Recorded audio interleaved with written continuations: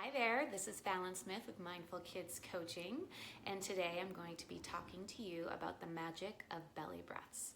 So, belly breaths is like my go-to thing that everyone must do and must know about. So, why is it so important? We breathe all the time. We probably don't realize we're breathing 80% of the time, which is fine and good, but the issue with that is that when we're feeling stressed or experiencing a strong emotion, as I talked about last month, our brain kind of flips from our thinking brain, our prefrontal cortex, to our animal brain or our lizard brain. So that means that we're not really thinking clearly. And our body goes from our parasympathetic nervous system working, like our rest and digest, to our fight or flight.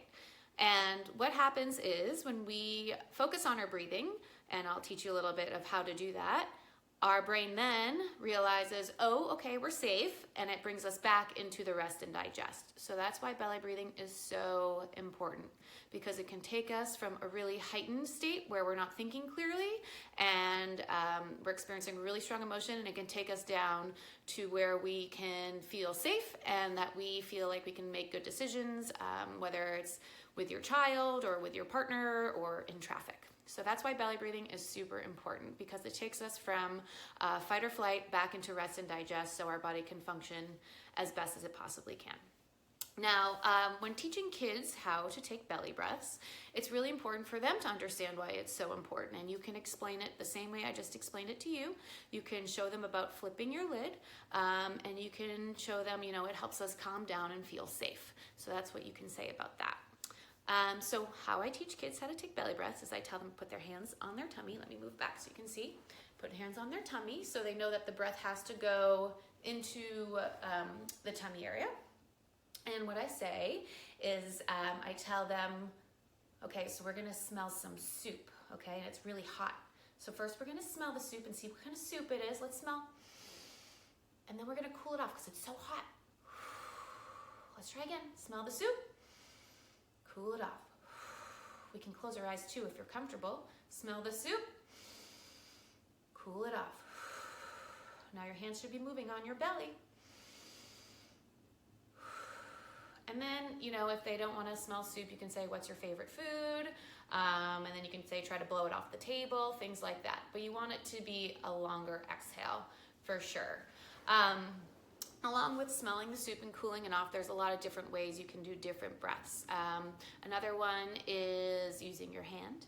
So you can, inhale up the thumb, exhale down the thumb. Inhale up the finger, exhale down the finger. And then you're inhaling and exhaling through each finger.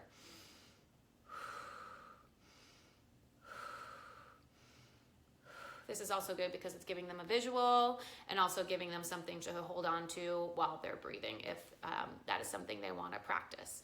There's also square breathing, where you can breathe in for 4, hold it for 4, exhale for 4, hold it for 4. And that's called square breathing. So there's lots of ways to practice breathing. And again, keyword here is practice. So we can't expect our kids to take a deep breath, or adults for that matter, when you're experiencing a strong emotion if you've never practiced it before, because our body just is not used to doing that. So we have to really practice taking these belly breaths so we can access them when really we're having a hard time accessing anything. So I suggest to all families to practice taking 5 belly breaths at night before bed. And you can do this with your child. This is a really nice thing to do together. If your child is anxious before school, maybe you should implement that before school during the day to help them get their day started on the right foot.